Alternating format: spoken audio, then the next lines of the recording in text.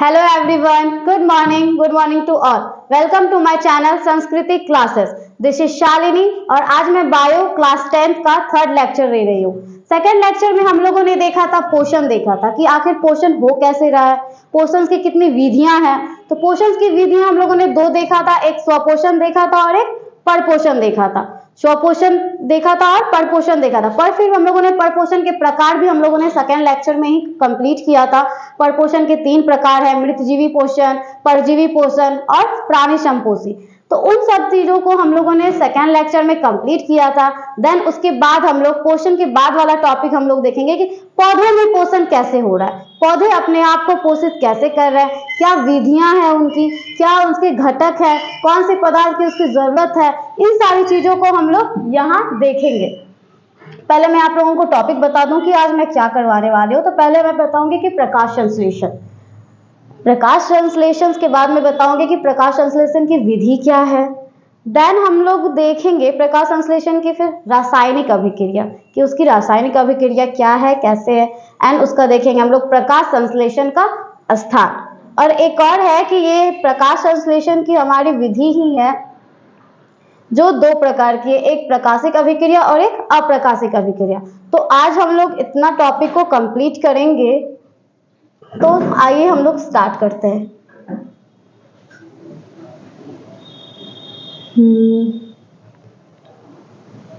ये रहा हमारा आज का टॉपिक कि प्रकाश संश्लेषण. अब ये प्रकाश संश्लेषण है क्या, जनरली हम लोगों ने 9th में भी थोड़ा बहुत देखा है कि प्रकाश संश्लेषण है क्या. तो बस उन्हीं को वापस से हम लोग क्या कर रहे हैं, रिकॉल कर रहे हैं, ज्यादा कुछ नहीं है. तो प्रकाश संश्लेषण क्या है, तो यह वह प्रक्रिया है. क्या है वो, ये वह प्रक्रिया है जिसके द्वारा हरे पेड़ पौधे, कौन से पेड़ पौधे, हरे पेड़ पौधे अपना भोजन बनाते हैं. क्या कहलाएगा वो, प्रकाश संश्लेषण. प्रकाश संश्लेषण में क्या होता है, तो क्या होता है जब पेड़ पौधे, हरे पेड़ पौधे अपना भोजन जब बनाते हैं तो उस विधि को ही क्या बोलते हैं हम लोग, प्रकाश संश्लेषण बोलते हैं. प्रकाश ऊर्जा का रासायनिक ऊर्जा में परिवर्तन करते हैं. ये प्रकाश संश्लेषण में दूसरा क्या होता है, तो ये क्या करता है कि प्रकाश ऊर्जा को रासायनिक ऊर्जा में क्या करता है, परिवर्तित करता है, चेंज करता है. पेन देखा तो सेकेंड. इस प्रक्रिया में हरे पेड़ पौधे क्या करते हैं, CO2 कहां से लेंगे, वायुमंडल से लेंगे. CO2 यानी कि कार्बन डाइऑक्साइड और H2O यानी कि जल, वो कहां से लेंगे, तो वो मिट्टी के अंदर से लेंगे. मिट्टी उसको हेल्प करेगा पानी को लेने में, अवशोषित करने में, एब्जॉर्ब करने में. उसके बाद वो सारी पत्तियों तक क्या करेगा, वो जल पहुंचेगा. किस ऊतक के द्वारा होता है ये, जाइलम ऊतक के द्वारा. और क्या चाहिए, सूर्य की उपस्थिति भी होना जरूरी है. तो प्रकाश संश्लेषण की प्रक्रिया में हरे पेड़ पौधे CO2, H2O, सूर्य की उपस्थिति और क्लोरोफिल की सहायता से अपना भोजन, यानी कि अपना भोजन क्या, कार्बोहाइड्रेट और ग्लूकोज प्राप्त करते हैं. क्या ये प्राप्त करते हैं, कार्बोहाइड्रेट और ग्लूकोज. CO2, H2O, सूर्य की उपस्थिति एंड क्लोरोफिल की सहायता से वो अपना भोजन प्राप्त करता है. और उसका भोजन क्या है, कार्बोहाइड्रेट इसको ग्लूकोज भी बोलते हैं. इसका निर्माण होता है. तो उसके बाद वो अपने आप को क्या करता है, पोषित करता है, अपने आप को पोषण देता है. इसे ही हम लोग क्या कहते हैं, प्रकाश संश्लेषण कहते हैं. देन हम लोग नेक्स्ट देखेंगे प्रकाश संश्लेषण की विधियां. क्या देखेंगे, प्रकाश संश्लेषण की विधियां, कि प्रकाश संश्लेषण हो कैसे रहा है, कौन सी विधि है. तो प्रकाश संश्लेषण के दौरान, यानी कि जिस समय प्रकाश संश्लेषण हो रहा है, सूर्य की प्रकाश ऊर्जा क्लोरोफिल द्वारा अवशोषित की जाती है. तो सूर्य की प्रकाश किसके द्वारा अवशोषित की जाती है, तो क्लोरोफिल के द्वारा अवशोषित की जाती है. और ये क्लोरोफिल कहाँ पाया जाता है, तो क्लोरोप्लास्ट में. और ये क्लोरोप्लास्ट कहाँ होता है, तो ये कहाँ होता है, हमारी पत्तियों में होती है. दैट मीन्स ये जो पत्ती है वो सूर्य के प्रकाश को अपनी ओर क्या कर लेती है, अवशोषित कर लेती है, एब्जॉर्ब कर लेती है. दूसरा क्या है कि मिट्टी से पानी जड़ों द्वारा, कैसे, जड़ों द्वारा अवशोषित की जाती है और पत्तियों तक पहुंचाया जाता है. क्या है, तो मिट्टी से पानी जड़ों द्वारा अवशोषित की जाती है. मिट्टी से पानी जड़ों द्वारा अवशोषित की जाती है और वो पत्तियों तक क्या किया जाता है, पहुंचाया जाता है. तो यहाँ पे हमको सनलाइट मिल गया क्लोरोफिल की उपस्थिति में. देन हम लोगों को पानी मिल गया कि पानी मिट्टी से पानी जड़ों को अवशोषित करती है और पत्तियों तक पहुंचाती है। अब क्या चाहिए, तो वायुमंडल से CO2 चाहिए। क्या चाहिए, वायुमंडल से CO2 चाहिए। प्रकाश संश्लेषण करने के लिए पहले क्या है, तो सूर्य का प्रकाश चाहिए, किसकी उपस्थिति में, तो क्लोरोफिल की उपस्थिति में। देन क्या चाहिए, जल चाहिए, पानी चाहिए। तो क्या यहाँ से मिलेगी, मिट्टी में मिलेगी। तो उसको अवशोषित कौन करेगा, तो पेड़ पौधे के जड़ जो है उसको क्या करेगी, अवशोषित करेगी और पत्तियों तक पहुंचाती है। और क्या चाहिए होता है, CO2 चाहिए होता है। तो वो कहां से मिलेगा, तो CO2 वायुमंडल से। CO2 कहां से मिलता है, वायुमंडल से। और उसको कौन लेती है, तो पत्तियों के रंध्र के माध्यम से प्रवेश करती है। तो वो CO2 कैसे उसमें प्रवेश करती है, तो पत्तियों के रंध्र के द्वारा, पत्तियों के रंध्र के द्वारा अवशोषित करती है। तो फिर से वही है कि प्रकाश संश्लेषण के दौरान सूर्य की ऊर्जा चाहिए, किसकी उपस्थिति में, क्लोरोफिल की उपस्थिति में। फिर जल चाहिए, तो मिट्टी से जल जड़ों द्वारा अवशोषित की जाती है और पत्तियों तक पहुंचाया जाता है। और ये CO2 कहां से मिलेगा, तो वायुमंडल से मिलेगा। तो कौन इसको अपने अंदर प्रवेश करती है, तो रंध्र द्वारा ये अपने आप में क्या करती है, प्रवेश करती है। नेक्स्ट देखते हैं, जल के अणु यानी कि H2O, जो जल उसमें लिया, तो जल के अणु हाइड्रोजन और ऑक्सीजन में क्या हो जाता है, विभाजित हो जाता है। जल के अणु क्या होता है, हाइड्रोजन और ऑक्सीजन में क्या हो जाएगा, विभाजित हो जाएगा। जल का जो अणु होगा H2O वो क्या हो जाएगा, ऑक्सीजन में विभाजित हो जाएगा। क्या हो जाएगा, विभाजित हो जाएगा। कार्बन डाइऑक्साइड मिलकर, हाइड्रोजन और कार्बन डाइऑक्साइड मिलकर एक सेकेंड सॉरी, जल के अणु हाइड्रोजन और ऑक्सीजन में विभाजित होते हैं। जल का अणु किस में विभाजित होगा, तो हाइड्रोजन और ऑक्सीजन में। यह हाइड्रोजन, फिर जो हाइड्रोजन मिला, तो यह हाइड्रोजन और कार्बन डाइऑक्साइड जो वायुमंडल से लिया गया था वो मिलकर क्या बनाएगा, कार्बोहाइड्रेट बनाएगा, यानी कि ग्लूकोज, यानी कि C6H12O6, C6H12O6। नेक्स्ट है कि ग्लूकोज ऊर्जा का स्रोत है। ग्लूकोज किसका स्रोत है, ऊर्जा का स्रोत है, जो वृद्धि और विकास में प्रदान करता है। तो एनर्जी तो बॉडी के डेवलप में, विकास में, वृद्धि में हेल्प करेगा। और पेड़ पौधे इसी से अपना पोषण देते हैं। तो उसके वृद्धि और विकास में कौन तो ग्लूकोज, अपने ग्लूकोज से वो अपने आप को क्या करती है, पोषित करती है। अब हम लोग देखेंगे कि प्रकाश संश्लेषण की रासायनिक अभिक्रिया। क्या देखेंगे, प्रकाश संश्लेषण की रासायनिक अभिक्रिया। तो ये थोड़ा इजी है कि जैसे कि हम लोगों को क्या चाहिए, वायुमंडल से CO2 लेगा। पहले पेड़ पौधे क्या लेगा, वायुमंडल से CO2 लेगा। और वो मिट्टी से क्या लिया, पानी लिया, यानी कि H2O लिया। क्या लिया, H2O। देन सूर्य का प्रकाश ये होना चाहिए, वो ऑब्जर्व किया। और क्लोरोफिल की उपस्थिति में, बहुत सिंपल है, कार्बन डाइऑक्साइड लिया वायुमंडल से, जल लिया मिट्टी के जड़ के द्वारा, और सूर्य का प्रकाश है, क्लोरोफिल है। इससे क्या बनेगा आपका C6H12O6। C6H12O6 यही हमारा क्या है, कार्बोहाइड्रेट है। ये हमारा क्या है, कार्बोहाइड्रेट। ये हमारा क्या है, कार्बोहाइड्रेट, जिसको क्या बोलते हैं, ग्लूकोज बोलते हैं, जो पौधों को एनर्जी देता है, ऊर्जा प्रदान करता है। और अच्छा, ये तो उसका खाना हो गया जिससे वो खुद को पोषित करेगा। और क्या मिलता है, हम लोगों को क्या मिलता है, पेड़ पौधे क्या देते हैं, ऑक्सीजन देते हैं। तो ऑक्सीजन और क्या होगा, H2O तो आएगा ही आएगा। तो फिर से वही बार रिपीट करते हैं, वायुमंडल से क्या ले लिया पेड़ पौधे, कार्बन डाइऑक्साइड ले लिया। क्या ले लिया, फिर जड़ों द्वारा क्या ले लिया, जल ले लिया। सूर्य का प्रकाश हो गया, क्लोरोफिल हो गया। उसका कार्बोहाइड्रेट जो उसका भोजन है, ये आपको याद रखना, C6H12O6, C6H12O6। देन फिर हमारा क्या मिलता है, ऑक्सीजन मिलता है और H2O। बाद में जब हम लोगों ने केमिस्ट्री में फर्स्ट चैप्टर में पढ़ा बैलेंस करने के, क्या करने के लिए, बैलेंस करने के लिए, इसको बैलेंस कर लेंगे। तो बैलेंस करने के लिए यहाँ देखिए, यहाँ कार्बन कितना है, 6 है, बाकी कहीं नहीं है 6। तो यहाँ पे 6 लिख के हम लोगों ने कार्बन को क्या कर लिया, बैलेंस कर लिया। इसी तरह यहाँ O है, यहाँ O है, फिर देन यहाँ 6 है, 12O हो गया, यहाँ 1। इसको इसी तरह जैसे हम लोगों ने बैलेंस किया है केमिस्ट्री में, वैसे इसको बैलेंस कर लेंगे। आगे हम लोग नेक्स्ट देखते हैं प्रकाश संश्लेषण का स्थान। क्या है, प्रकाश संश्लेषण का स्थान। तो प्रकाश संश्लेषण की प्रक्रिया में, प्रकाश संश्लेषण की प्रक्रिया में शुरू से अंत तक कहां पे होती है, तो क्लोरोप्लास्ट में होती है। कहां होती है, क्लोरोप्लास्ट में होती है। तो ये जनरली ऑब्जेक्टिव में भी आ सकता है कि प्रकाश संश्लेषण की पूर्ण प्रक्रिया कहाँ होती है? तो शुरू से लेकर अंत तक क्लोरोप्लास्ट में होती है। पत्तियों के पैलिसेड, ये पत्तियों का रचना है। जब हम लोग डिस्क्राइब करेंगे तो उसको देखेंगे। जब पत्तियों की जो एक पैलिसेड और स्पंजी पैरेन्काइमा, क्या है? स्पंजी पैरेन्काइमा में अनेक क्लोरोप्लास्ट पाए जाते हैं। क्या पाए जाते हैं? क्लोरोप्लास्ट। तो क्लोरोप्लास्ट कहाँ पाया जाता है? तो इसको याद रखना है कि पत्तियों के पैलिसेड में, कहाँ पे? पैलिसेड और स्पंजी पैरेन्काइमा, कहाँ? स्पंजी पैरेन्काइमा में क्या पाया जाता है? तो अनेक क्लोरोप्लास्ट भरे होते हैं। क्या होते हैं? अनेक क्लोरोप्लास्ट भरे होते हैं और इन्हीं क्लोरोप्लास्ट के अंदर क्या होता है? हमारा क्लोरोफिल होता है। नेक्स्ट देखते हैं कि पत्तियों की बाह्य, क्या है? पत्तियों की बाह्य,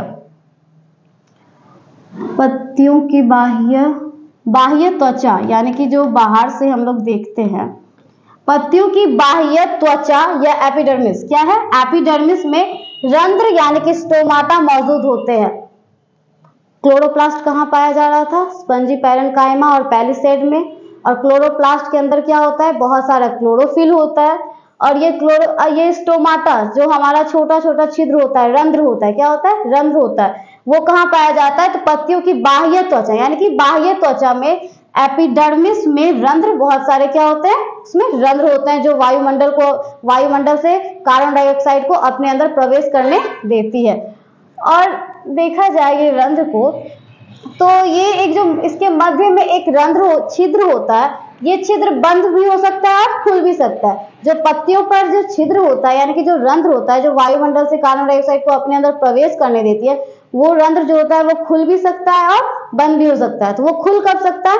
जब वो जल को अपने अंदर अवशोषित कर लेती है तो वो फूल जाता है, तब वो खुल जाता है। और उसके बाद जब वो जल को बाहर निकालती है तो वो रंध्र क्या हो जाता है? बंद हो जाता है, यानी कि सिकुड़ जाता है। तो देखते हैं, इसके मध्य में एक छिद्र होता है। ये छिद्र बंद भी हो सकते हैं और खुल भी हो सकते हैं, जिनका नियंत्रण यानी कि इसको कंट्रोल कौन करता है? तो द्वार कोशिका। पत्तियों में एक द्वार कोशिका होती है जो उसको क्या करती है? कंट्रोल करती है, नियंत्रण करती है। तो पत्ती कब खुलेगा, कब बंद होगा, यानी कि उसके छिद्र कब खुलेंगे, कब बंद होंगे, इसको कौन कंट्रोल करता है? तो द्वार कोशिका।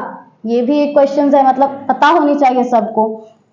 रंध्रों का खुलना एवं बंद होना द्वार कोशिकाओं के स्फीति पर निर्भर करता है। स्फीति, ये भी पत्तियों में क्या है? एक पार्ट्स है। जब पत्तियों का डायग्राम दिखाया जाएगा तो उसमें सारा कुछ आपको पता चल जाएगा कि कहाँ स्फीति है, कहाँ पैरेन्काइमा है, कहाँ एपिडर्मिस है। तो रंध्रों का खुलना एवं बंद होना द्वार कोशिकाओं के स्फीति पर निर्भर करता है। अब अगर पूछा जाएगा कि पत्तियों का बंद होना या खुलना किस पर निर्भर करता है, किस पे निर्भर करता है? तो द्वार कोशिकाओं पे। तो बोल रहे थे हम लोग कि द्वार कोशिकाओं को क्या करता है? कंट्रोल करता है। लेकिन वो निर्भर किस पे करता है? तो स्फीति पे, द्वार कोशिकाओं के स्फीति पे निर्भर करता है। आगे हम लोग नेक्स्ट देखते हैं। जब द्वार कोशिका जल अवशोषित कर फूल जाती है तो रंध्र खुल जाता है। बहुत सिंपल है कि जब द्वार कोशिका जल को अवशोषित कर लेगी, अपने अंदर जल को ले लेगी, तब वो रंध्र क्या हो जाएगा? खुल जाएगा। तब वो रंध्र क्या होगा? खुल जाएगा। क्लियर है ये कि जब द्वार कोशिका जल अवशोषित करके फूल जाती है तो रंध्र खुल जाता है। और बंद कब होगा? एक सेकेंड।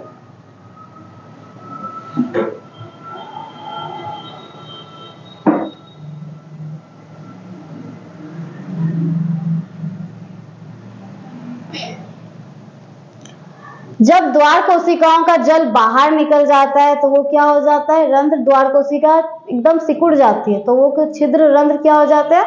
उस वक्त बंद हो जाता है। तो देखते हैं, जब द्वार कोशिकाओं का जल बाहर निकल जाता है, क्या निकल जाता है? जल बाहर निकल जाता है और ये सिकुड़ जाती है। क्या करती है? ये सिकुड़ जाती है और रंध्र क्या हो जाता है? बंद हो जाता है। तब जाके क्या होता है? वो रंध्र बंद हो जाता है। तो जब बोला गया कि पत्तियों में क्या होता है? रंध्र खुल भी सकते हैं और बंद भी हो सकते हैं। तो रंध्र खुल कब सकते हैं? जब जल को अपने अंदर क्या कर सकती है? अवशोषित कर लेती है और वो फूल जाती है तो वो रंध्र खुल जाता है, वो छिद्र खुल जाता है। लेकिन जब वो पत्ती रंध्र अपने अंदर से जल बाहर निकाल देती है तो वो क्या हो जाता है? सिकुड़ जाता है और रंध्र छिद्र बंद हो जाते हैं। नेक्स्ट है कि प्रकाश संश्लेषण का महत्व क्या है? प्रकाश संश्लेषण का महत्व क्या है? पहला यह है कि वातावरण में ऑक्सीजन की संतुलन बनाए रखना, ये सभी को पता है कि क्या महत्व है। तो सबसे मेन तो यही है कि वो क्या करता है, ऑक्सीजन को एकदम नियंत्रण रखता है, एकदम अच्छे नियंत्रण क्या हो सकता है, संतुलन बनाए रखता है। क्या रखता है, संतुलन बनाए रखता है। पौधों में पोषक तत्वों को क्या करता है, प्रदान करता है। पौधों में क्या करता है, पोषक तत्वों को प्रदान करता है। प्रकाश संश्लेषण की प्रक्रिया के लिए, प्रकाश संश्लेषण की प्रक्रिया में कुछ आवश्यक घटक हैं। क्या है, कुछ आवश्यक घटक हैं। वो घटक कौन कौन से हैं, तो वो घटक होंगे आपका सूर्य का प्रकाश, क्लोरोफिल, CO2 और H2O। जो बार बार रिपीट कर रहे हैं, क्लोरोफिल, सूर्य का प्रकाश, CO2 और H2O, ये हमारा क्या है, घटक है। नेक्स्ट पे हम लोग आते हैं, तो हमारा है कि प्रकाशिक अभिक्रिया और अप्रकाशिक अभिक्रिया। तो इसके वर्ड से ही समझ में आएगा कि ये क्या है। तो प्रकाशिक अभिक्रिया दैट मीन्स जो प्रकाश की उपस्थिति में कर रहा है, और अप्रकाशिक मीन्स जो प्रकाश की उपस्थिति नहीं है, यानी कि अनुपस्थिति में जो प्रकाश संश्लेषण कर रहा है। तो देखते हैं, फर्स्ट ये है कि प्रकाश संश्लेषण की क्रिया दिन में ही होती है। दिन में क्यों होगी, क्योंकि उसमें सूर्य का प्रकाश होगा। और इसमें क्या होगा, क्रिया रात में होती है, यानी कि अंधकार में होती है। तो प्रकाशिक क्या है, जो सूर्य की उपस्थिति यानी कि दिन में होती है, और अप्रकाशिक क्या है, जो कि सूर्य की अनुपस्थिति यानी कि रात्रि यानी कि अंधकार में होती है।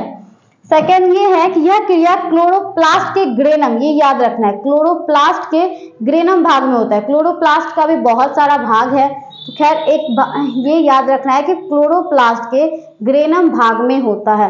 तो प्रकाशिक अभिक्रिया कहाँ होगी, तो क्लोरोप्लास्ट के ग्रेनम भाग में होगी, जबकि अप्रकाशिक प्रक्रिया कहाँ होगी, क्लोरोप्लास्ट के स्ट्रोमा में। किसमें, स्ट्रोमा में। तो प्रकाशिक अभिक्रिया कहाँ होगी, ग्रेनम में, और ये कहाँ होगी, स्ट्रोमा में। कहाँ, किसके स्ट्रोमा, तो क्लोरोप्लास्ट के स्ट्रोमा भाग में अप्रकाशिक अभिक्रिया होगी, और क्लोरोप्लास्ट के ग्रेनम भाग में प्रकाशिक अभिक्रिया होगी। सेकंड देखते हैं हम लोग, नेक्स्ट। हाँ, इसमें जल का क्या होता है, विघटन होता है। क्या होता है, इसमें जल का विघटन होता है। जल का विघटन होता है जिसमें O2 गैस निकलती है, यानी कि ऑक्सीजन निकलती है। इसमें जल के विघटन होने से क्या निकलता है, हमारा ऑक्सीजन गैस बाहर आती है और निकलती है। देन इसमें अगर देखेंगे तो इसमें CO2 का क्या होता है, अपचयन होता है। क्या होता है, C2 का क्या होता है, CO2 का क्या होता है, इसमें अपचयन होता है। देन वर्णकों की आवश्यकता इसमें होती है। वर्णकों क्या, वही क्लोरोफिल, जो ग्रीन पिगामेंट होता है, हर पेड़ पौधे में अलग अलग है। तो इसमें क्या है, इसमें आवश्यकता होती है, जबकि अप्रकाशिक में कोई भी वर्णकों की आवश्यकता नहीं होती है। कुछ पेड़ पौधे होते हैं जो पानी के अंदर रहते हैं, क्या उसमें नहीं होती है प्रकाश संश्लेषण की अभिक्रिया, उसमें भी होती है। तो उसमें वर्णक दूसरा होता है। जैसे कि हम लोग बोलते हैं कि नहीं, सिर्फ हरे पेड़ पौधे ही प्रकाश संश्लेषण कर सकते हैं, तो ये सही भी है, लेकिन कहीं ना कहीं कुछ पेड़ पौधे हैं जो हरे रंग के नहीं होते हैं, लेकिन उनमें भी प्रकाश संश्लेषण की प्रक्रिया होती है। नेक्स्ट देखते हैं, कुछ इंपॉर्टेंट बात है कि प्रकाश संश्लेषी अंगक किसे कहते हैं। अंगक अलग है और अंग अलग है। क्या है, अंगक अलग है और अंग अलग है। तो याद रखेंगे, अंगक, अंगक तो कौन है उसमें, हरित लवक। क्या है, हरित लवक, यानी कि क्लोरोप्लास्ट, यानी कि क्लोरोप्लास्ट। क्लोरोप्लास्ट के अंदर ही ना क्लोरोफिल पाया जाता है। तो मेन तो पहले ये हुआ, तो ये क्या है, हमारा अंगक है। तो प्रकाश संश्लेषी अंगक किसे कहते हैं, तो हम लोग क्लोरोप्लास्ट यानी कि हरित लवक को। देन है कि प्रकाश संश्लेषी अंग किसे कहते हैं, तो पत्तियों को कहते हैं। किसको कहते हैं, पत्तियों को कहते हैं। पत्तियों को प्रकाश संश्लेषी अंगक क्यों कहा जाता, अंग क्यों कहा जाता है, प्रकाश संश्लेषी अंग क्यों कहा जाता है पत्तियों को, तो क्लोरोप्लास्ट में क्लोरोफिल वर्णक पाया जाता है, और ये क्लोरोप्लास्ट पौधे की पत्तियों में पाया जाता है, इसलिए पत्तियों को प्रकाश संश्लेषी अंगक कहा जाता है। बहुत सिंपल है कि क्लोरोप्लास्ट में क्लोरोफिल वर्णक पाया जाता है। एक ही चीज रिपीटेड है, क्लोरोप्लास्ट में क्या पाया जाता है, क्लोरोफिल वर्णक पाया जाता है, और ये क्लोरोप्लास्ट कहाँ होते हैं, पौधों की पत्तियों में पाया जाता है, इसलिए पत्तियों को प्रकाश संश्लेषी अंग कहते हैं, अंग कहते हैं। अब अगर इसको नेक्स्ट देखें, तो नेक्स्ट हमारा आज का लेक्चर हम लोग यहीं फिनिश करते हैं। हम लोगों ने इसमें बहुत सारी चीजें देखी, बहुत सारे टॉपिक देखे। पहले हम लोगों ने देखा कि प्रकाश संश्लेषण क्या है, प्रकाश संश्लेषण का स्थान क्या है, प्रकाश संश्लेषण हो कहाँ रहा है, किसके घटक में कौन कौन से पदार्थ की हेल्प से वो हो रही है, विधियां क्या है। हम लोग प्रकाश संश्लेषण की रासायनिक अभिक्रिया भी देखा। CO2 कहाँ से लिया जा रहा था, तो वायुमंडल से। क्लोरोफिल कहाँ से, तो क्लोरोप्लास्ट से। क्लोरोप्लास्ट कहाँ है, तो पत्तियों पर है। तो आज का लेक्चर हम लोग यहीं फिनिश करते हैं। मिलते हैं हम लोग लेक्चर 4 में, इसके आगे नेक्स्ट टॉपिक्स में। Thank you.